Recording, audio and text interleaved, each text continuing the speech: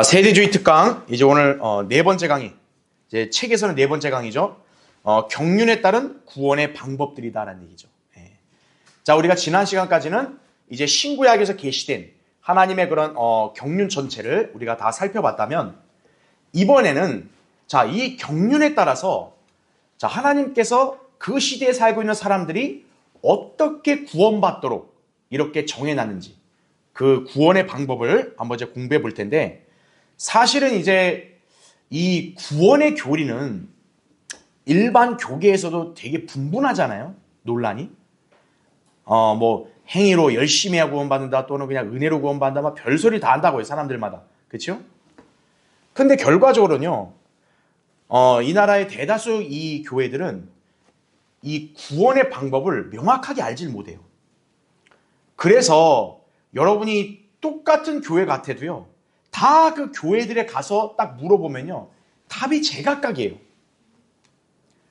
자, 왜 그럴 수밖에 없냐면, 바로 그 사람들은 이 세대주의 체계를 이렇게 받아들이지 않기 때문에, 세대주의 체계를 이렇게 인정하지 않으면 성경적인 구원의 교리를 명확하게 이해할 수가 없는 거예요. 그래서 지금 이 강의의 제목도 뭐예요? 경륜에 따른 구원의 방법들이라는 거예요. 즉, 하나님의 이 경륜에 따라서 이 구원의 방법들도 다르다는 얘기죠. 그러니까 어때요? 성경의 어떤 부분에서는 이렇게 해야 의롭다고 얘기하고, 또 어떤 부분은 그냥 은혜로 의롭게 된다고 얘기하고, 이게 서로 안 맞는 것 같은데, 그게 틀린 게 아니라 그게 바로 조화를 이루는 거라는 거예요. 바로 왜 그러냐? 하나님의 경륜이 다르기 때문이라는 얘기죠. 그래서 이 하나님의 경륜을 다루는 이 세대주의 체계를 이렇게 알지 못하면요, 그 사람은 구원에 관한 교리를 제대로 알 수가 없는 거예요. 자, 그래서 어쨌든 이 구원이라는 주제는, 우리가 성경 전체 주제는 비록 왕국이지만 결과적으로 하나님의 경륜에 부합하는 대상이 되려면 구원을 받아야 돼요. 그렇죠? 그래서 이제 우리가 이제 구원의 방법을 공부하는데, 일단 우리는 교회 시대 구원에 대해서는 뭐 의심의 여지 없이 누구나 다 압니다. 그리스도인이라면. 그렇죠? 은혜로 구원받는 거. 그렇죠? 그래서 사실 이 교회 시대 구원의 방법은 우리가 뭐 따로 뭐 많은 시간을 들여 공부할 필요는 없어요. 사실은 쉽게 알 수 있기 때문에. 그럼 제일 어려운 부분이 뭐냐? 구약의 율법 시대거든요. 그리고 신약 이후에 있는 환란 시대거든요. 그러니까 여기서 이제 교회 시대 구원과 다르니까 사람들이 헷갈리는 거예요. 그래서 이제 이 책에서도 이 네 번째 강의에서는 이제 율법을 중심으로 해서, 자, 구원의 방법이 어떻는가를 이제 이 책에서 설명해 놨고, 그 다음에 이제 우리가 나중에 배울 때는 이제 대환란 시대를 중심으로 해서, 자, 구원의 방법이 뭔지를 이제 우리가 공부를 하게 될 것이라는 얘기죠. 그렇게 되면 여러분이 성경에서 어디에서는 행위 구원이 나오고 어디에서는 믿음의 구원이 나오면 여러분은 그것을 헷갈리지 않고 잘 구분할 수 있다는 얘기예요. 그렇죠? 자, 그래서 그 27페이지 그 위에 우리 주제 구절 요한복음 1장 17절 보면요. 자, 율법은 누구를 통하여 받았다고요?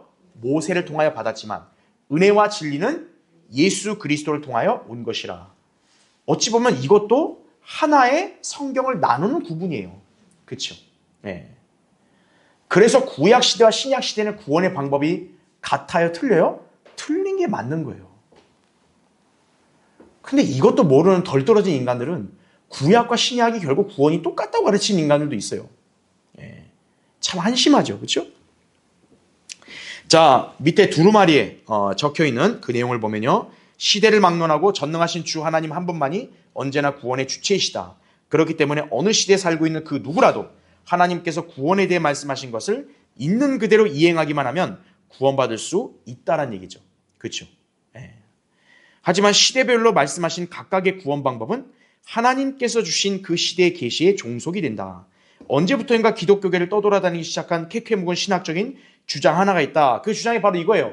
구약 성도들은 십자가를 이렇게 앞으로 바라보면 구원받았고, 신약 성도들은 이미 십자가 사건이 과거잖아요. 그걸 뒤돌아보고 구원받았다. 그러니까 결과적으로 뭐냐면 구약과 신약 성도 모두 사실상 십자가를 바라보고 구원받았다고 그렇게 가르치는 거예요. 자, 예수 그리스도 이전과 이후의 구원 방법이 똑같다는 생각은 비상식적이고 비성경적인 생각이죠. 그렇죠? 예. 그러니까 왜 이런 주장이 나오냐면 이 사람들이 또 나름대로 자기들이 성경을 많이 연구했다고 하면서 모형과 예표 있죠. 여기에 이 사람들이 매몰됐기 때문에 그런 거예요. 그러니까 구약의 여러 그 제사들 있잖아요. 이게 사실 어떻게 보면 그리스도의 십자가의 모형이잖아요. 그러니까 우리에게 볼 때는 그게 모형이잖아요. 근데 이 사람들은 뭐냐면 그 당시 구약 성도들에게도 그게 십자가의 모형인 것처럼 그렇게 가르치는 거예요. 그러니까 마치 구약 성도들이나 우리랑 똑같은 시각으로 이 유월절 어린 양 이거는 예수님의 십자가를 입혀서 결국 이 사람들도 예수님의 십자가를 보고 구원받은 거다. 이렇게 가르치는 거예요. 한심하죠. 그렇죠? 예. 그럼 우리가 알아야 될 게 뭡니까? 그 구속의 효력이 있으려면 피가 흘려져야 돼요. 구약은 왜 효력이 없을까요? 예수님의 피가 흘려지지를 않았기 때문에 그런 거예요. 그럼 구약시대 산 사람들에게서 효력은 뭐냐? 그 짐승에 흘려진 피가 효력이 있는 거예요. 그들에게는. 그거를 우리가 나눠야 된다는 얘기죠. 그러니까 성경은 기본적으로 신구약이 왜 나눠질 수밖에 없는 거예요? 각각 흘려진 피가 다르니까. 피에 의한 속죄잖아요. 그게 바로 뭐겠어요? 속죄도 다른 거예요. 구약과 신약은. 그러니까 여러분은 이렇게 좀 성경을 좀 안다고 하는 사람들이 이런 주장을 하면요. 이 사람은 지금 전혀 성경을 모르는구나. 그렇게 여러분이 딱 단정하시면 되는 거예요. 자, 그럼 이제 우리는 본격적으로 왜 구원의 방법이 다를 수밖에 없는지를 한번 우리가 정리해 보겠습니다. 자, 먼저 1번 보세요. 구원 방법이 다를 수밖에 없는 이유. 방금 제가 얘기한 대로 구약과 신약이 차이가 있으니까. 그렇죠? 자, 밑에 첫 번째 1번. 구약 시대의 구원 방법, 신약 시대의 구원 방법이 서로 다른 것은 확연한 차이를 보여주는 다음의 구원에 관한 교리들을 통해서도 확인이 된다는 얘기죠. 일단 밑에 괄호 1번 보시면 왜 구약과 신약이 다르냐면 의인의 기준이 다르기 때문에 그래요. 구약 시대의 의인과 신약 시대의 의인은 달라요. 그래서 우리는 구약과 신약의 구원 방법이 다르다고 얘기를 하는 거예요. 그렇죠?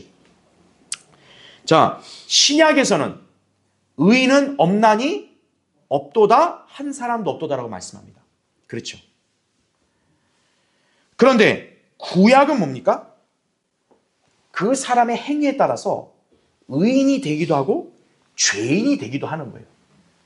그게 차이점이 있다는 얘기죠. 그렇죠? 자, 한번 찾아보죠. 에스겔 33장 한번 보세요. 에스겔 33장. 거기 13절 보시죠. 내가 의인에게 그가 반드시 살리라고 말하는데도 그가 자기 자신의 의를 신뢰하고 죄악을 저지르면 그의 모든 의인은 기억되지 아니하고 그가 저지른 그의 죄악으로 인하여 그가 죽을 것이라. 다시 내가 악인에게 말하기를 너는 반드시 죽으리라 했으나 만일, 잘 보세요. 일단 악인한테 저주했어요. 너 죽는다. 그런데 그 악인이 자기 죄에서 돌이켜서 합법적이고 옳은 것을 어떻게 하면요? 행하면, 만일 그 악인이 저당물을 되돌리고 그가 강탈한 것을 다시 주며 생명의 규례들대로 행하고 죄악을 행하지 아니하면 뭐라 그래요?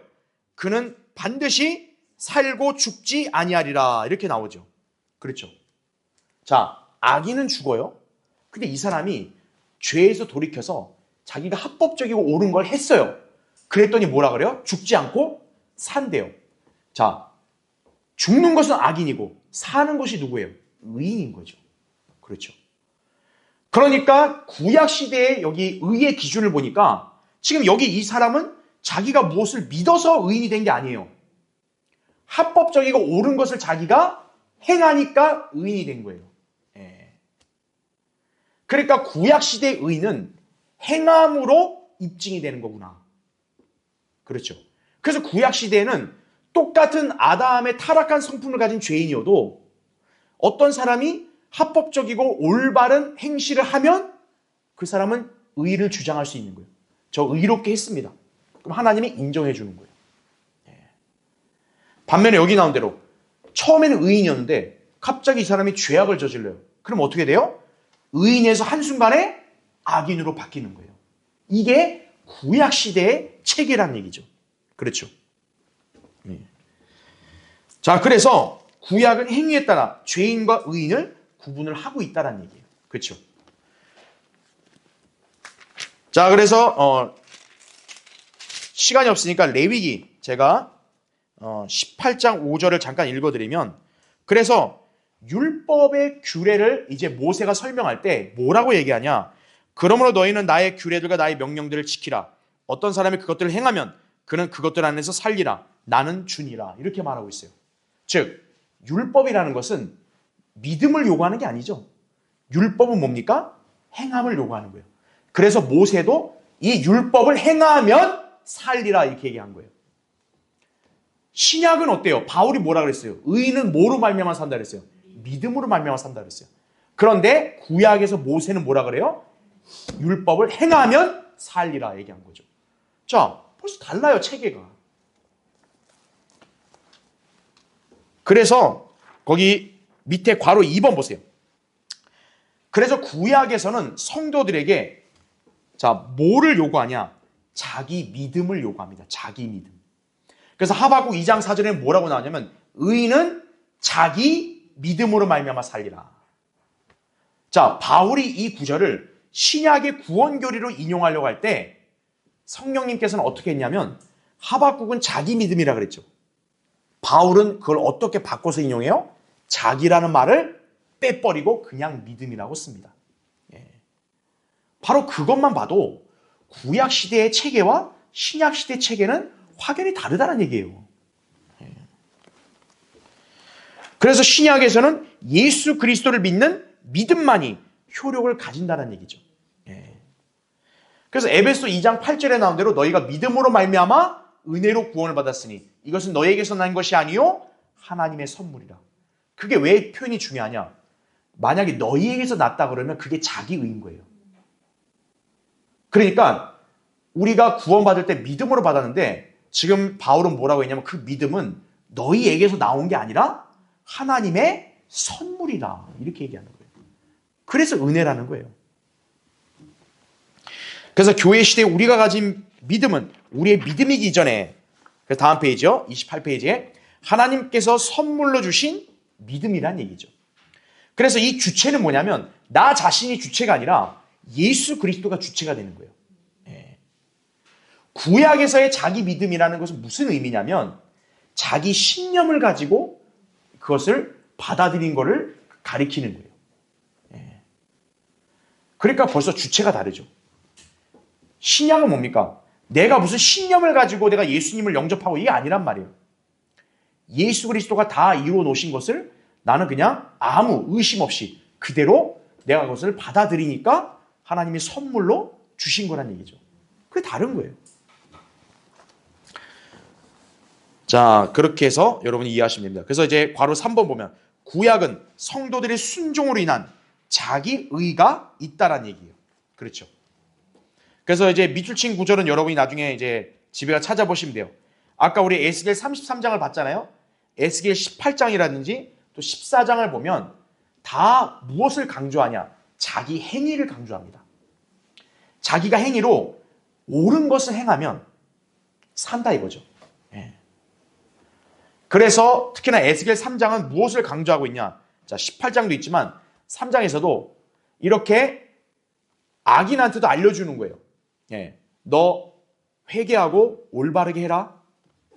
그래서 악인이 그걸 듣고 올바르게 해요. 그럼 어떻게 되는 거예요? 그 사람이 악인이어도 의인으로 바뀌는 거예요. 거꾸로 이 사람은 의인이었어요. 근데 이 사람 의인인데 갑자기 악을 행하는 거예요. 그래서 알려줘요. 악을 행하면 안 돼. 근데 그걸 무시하고 또 계속 악을 행합니다. 그럼 어떻게 돼요? 그 사람이 어제는 의인이었어도 악인으로 바뀌는 거예요. 그게 구약의 체계였다는 얘기죠. 그래서 구약에서 중요한 건 뭐냐? 순종입니다. 순종.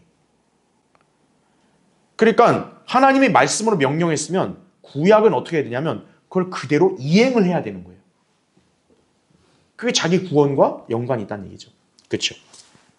그런데 교회 시대는 예수 그리스도를 믿는 믿음을 통한 하나님의 의만이 효력이 있다는 얘기죠. 그래서 로마서 3장에는 뭐라고 얘기하냐면은 율법 없이 하나님의 의가 나타났다고 얘기하는 거예요. 왜 그래요? 율법 시대에는 하나님의 의가 아니라 자기 의가 있었기 때문에 그런 거예요. 그러니까 그 자기 의로는 어떤 거예요?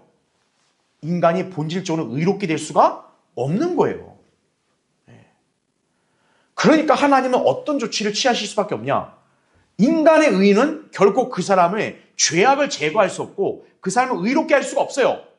그러니까 하나님이 친히 그분 자신의 의를 인간에게 줘야겠구나. 그걸 결심하고 이행하신 게 바로 예수 그리스도의 십자가라는 얘기죠. 그래서 그것만 효력이 있다는 거죠. 또한 예수님께서 친히 우리 구원의 근거가 되신다는 사실이에요. 그래서 여러분 또 하나 찾아보죠. 로마서 10장 한번 보세요. 거기 이제 1절부터 볼게요. 형제들아 내 마음의 소원과 이스라엘을 위해 하나님께 드리는 기도는 그들이 구원받게 되는 것이라. 내가 그들에 대해 증거하노니 그들에게는 하나님께 대한 열성은 있으나 지식을 따라 된 것은 아니니라. 자, 3절이 중요한 거예요. 왜 이스라엘 구약시대 구원의 체계와 신약의 구원 체계가 다른지가 나오는 거예요. 이는 그들이 뭐를 몰랐대요? 하나님의 의를 모르고 이렇게 나와요. 아니, 이스라엘에게는 율법이 주어졌잖아요. 그런데 뭐라는 거예요? 그 율법은 하나님의 의를 주는 게 아니라는 거예요. 그러니까 율법을 받은 이스라엘은 하나님께 택함 받았다는 그것만 자랑거리지 사실 이들은 하나님의 의를 모르는 거예요. 그래서 오히려 어떻게 합니까? 자기들의 의를 세우려 함으로써 그들 스스로 하나님의 의에 복종치 아니하였음이니라. 그러면서 4절 보세요. 그리스도께서는 믿는 모든 사람에게 의가 되시고자 그래서 뭐가 됐다? 율법의 끝이 되셨느니라 이거죠. 바로 뭐냐면 이제 율법을 통한 의로움이 아닌 그리스도를 믿는 은혜로 인한 의로움을 이제 바꿔놓으셨다는 거예요. 예수 그리스도가. 그래서 그분이 끝이 됐다는 얘기죠. 그래서 5절은 바로 아까 우리가 읽었던 모세가 율법에서 난 의에 대해서 뭐라고 합니까? 그것들을 어떻게 하는 사람? 행하는 사람이라고 얘기하는 거예요. 행하는 사람. 그러니까 완전히 다르다는 사실을 우리가 알 수 있는 것이죠. 자, 다시 이제 우리 교재 괄호 4번. 구약에서는 동물의 피로 불완전한 속죄를 드렸습니다. 출애굽기 34장 7절에는 이 죄악과 허물을 용서한다고 나와요. 그런데 범법자가 깨끗게 되지는 못한다고 나옵니다. 바로 왜 그러냐? 이 구약시대 동물의 피는 완전한 속죄를 이루지를 못하기 때문에 그런 거예요. 불완전하니까. 하지만 신약에서는 예수 그리스도의 보혈로 단번에 모든 죄들이 영원히 제거가 되었다는 얘기죠. 히브리서 9장과 10장을 보면 너무나 자세히 나와요. 그렇죠? 그래서 예수님은 여러 번 죽으실 이유가 있어요? 없습니다. 한 번만 자신의 몸을 이렇게 들이시면 되는 거였다는 얘기죠. 그래서 갈보리 십자가 그 한 번의 속죄로 인해서 누구든지 그 사실을 믿으면 영원히 구원을 받게 되는 거죠. 그렇죠? 그게 이제 신약 시대의 구원 체계라는 거죠. 그 다음에 이제 괄호 5번에 구약에서는 육체 할례를 받았죠? 창세기 17장에 보면 아브라함과 그 집안에 속한 사내 아이들 포피를 베냈습니다. 그렇죠? 육체의 살을 베는 거예요. 그러나 신약에서 그리스도인은 육체 할례를 받는 게 아니라 무슨 할례요? 영적인 할례를 받는 거죠. 이거 자체가 차이가 완전히 나는 거죠. 그래서 우리가 다음 시간에 보겠지만 아브라함이 받은 구원 있잖아요. 바로 이 아브라함의 구원의 개념을 오해하다 보니까 구약과 신약의 구원이 똑같다 가르치는 거예요. 왜냐하면 사실 이 바울이 이 신약 시대의 의를 받고 의롭게 되는 것을 예를 아브라함의 예를 들었거든요. 그러니까 이 덜 떨어진 사람들은 아브라함과 우리 그리스도인의 구원이 똑같다고 그렇게 착각을 하는 거예요. 바울이 그 아브라함의 예를 인용한 것은 그 형태가 비슷하니까 예를 든 거지 아브라함의 구원과 교회 시대 그리스도인의 구원은 결코 똑같지가 않아요. 왜입니까? 아브라함은 육체 할례를 받았잖아요. 우리는 영적인 할례를 받았잖아요. 그거 자체가 완전히 차원이 다르다고요. 자, 그다음 괄호 6번. 구약에서는 거듭남도 성령의 인치심과 영원한 내주하심도 있어요, 없어요? 없습니다. 그래서 구약 시대는 뭡니까? 성령이 막 들어갔다 나왔다가 들어갔다 나왔다 이러는 거예요. 예. 그래서 성령이 들어왔다 나온 사람한테는 악령이 들어가고 막 그러는 거예요. 대표적인 사울이잖아요. 그렇죠? 자, 아브라함이나 다윗은 거듭났습니까? 거듭나지 않았습니까? 거듭나지 않았어요. 우리가 성경에서 아주 유명하고 훌륭한 인물이라 해서 그 사람들이 거듭난 게 아니에요. 왜냐? 그 사람들은 영적인 할례를 받은 적이 없거든요. 그 사람들은 그리스도의 피의 적용을 받지 못하거든요. 그러니까 그것도 모르는 거예요, 사람들은요. 예. 그래서 어찌 보면 뭐예요? 여러분이 그 구약 성도보다 위상이 훨씬 더 뛰어난 거예요.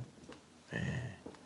우린 그리스도의 피로 완전한 구속을 받았고, 우리는 영적인 할례를 받았고 그리스도의 몸 안에 들어간 사람들이기 때문에 구약 성도들은 우리의 위상에 감히 비교할 수 없어요. 예. 그게 하나님의 은혜인 거죠. 그렇죠? 예. 그 다음에 괄호 7번. 구약에서는 성도가 구원을 확정받지 못하고 하나님의 아들이 되지를 못했다는 사실을 기억해야 돼요. 자, 구약 시대에는 이스라엘 사람들 개개인이 하나님의 아들이 됐습니까? 못됐습니까? 못됐습니다. 이스라엘이라는 한 민족이 하나님의 아들로 이렇게 역임을 받죠. 그래서 이스라엘은 여호와 하나님을 뭐라고 부르냐면 우리 아버지라고 부르는 거예요. 우리 아버지. 그런데 신약 시대 그리스도인들은 달라요. 신약 시대 그리스도인들은 집단으로 묶이는 게 아니라 우리는 개개인이 뭡니까? 하나님의 아들이어서 우리가 나의 아버지라고 부르는 거예요. 그래서 예수님도 하나님 어떻게 불렀어요? 아바 아버지. 예수님도 하나님을 개인의 아버지로 부르셨다고요. 그와 똑같이 우리도 하나님을 나의 아버지라고 부르는 거예요. 그래서 그 점을 우리가 잘 기억을 해야 됩니다. 그래서 구약 성도들 중에는 어느 누구도 하나님의 아들이 없어요. 다만 뭐냐? 이스라엘 민족을 향해서는 내 아들, 내 딸들, 그냥 이렇게 자녀들 이렇게만 칭하셨지 그들 중에 어느 누구도 성령으로 태어난 하나님의 아들은 없다는 얘기죠. 그렇죠? 그러나 신약에서는 어때요? 구원이 확정적이고 우리 모두는 하나님의 아들이 되고 그리스도 안으로 들어가 주님과 영적으로 하나가 됐다는 얘기죠. 그래서 밑에 화살표 된 거 보면 그래서 우리가 구약 성도와 신약 성도의 결정적 차이가 뭐냐면 죽음 이후에 거처가 다른 거예요. 그래 여러분이 알아야 될 것은 왜 구약 성도들은 하늘로 가질 않고 땅속 지하에 아브라함의 품에 가 있냐 이거예요. 왜? 바로 그 이유가 왜 그래요? 그들은 죄의 구속을 받지를 못했기 때문에 그런 거예요. 어느 누구든 죄가 있는 상태로는 하늘에 갈 수 있어 없어요? 없어요. 구약 성도들은 하나님이 죄들을 덮어준 거예요. 죄가 있는데 그냥 덮어준 거예요. 왜? 때가 안 됐기 때문에.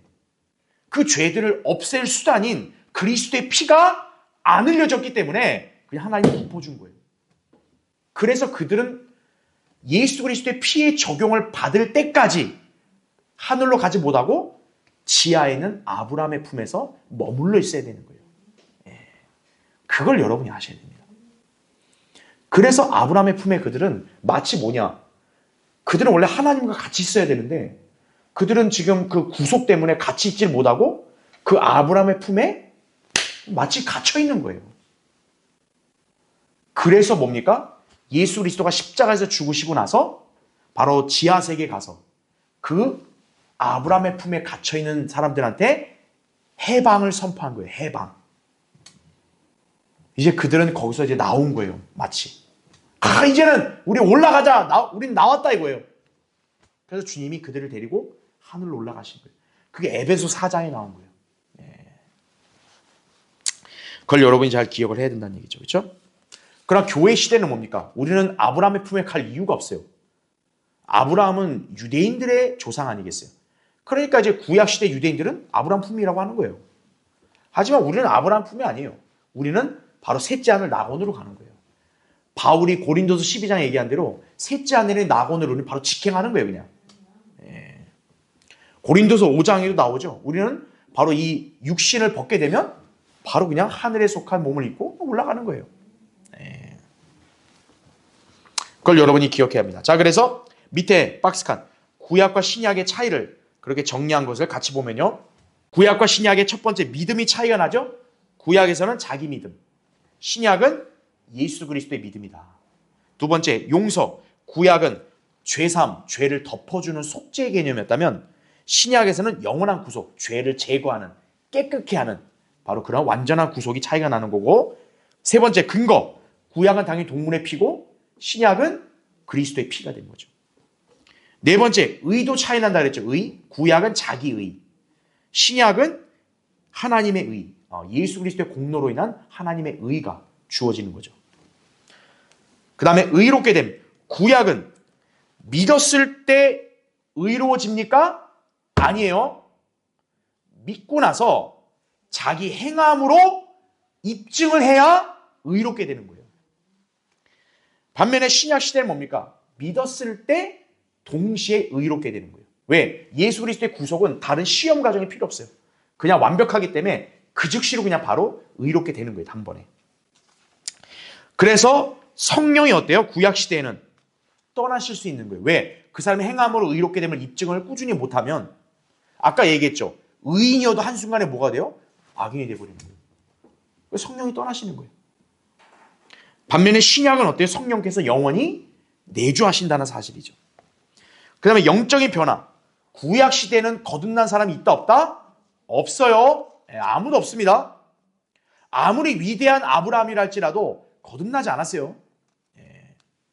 그러나 우리 신약 성도들은 모두 거듭났다는 얘기죠. 그 다음에 할례는 구약은 육체의 할례, 신약은 영적 할례.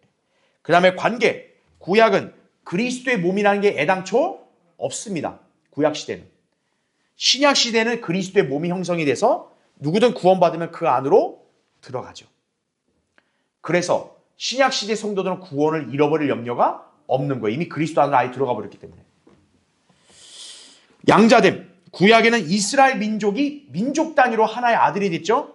하지만 신약 시대에는 각 그리스도인이 하나님의 아들들이 된다는 얘기죠. 그 다음에 행위. 구약은 구원을 위한 필수 사항이라면 신약에서 행위는 뭐 때문에 필요해요?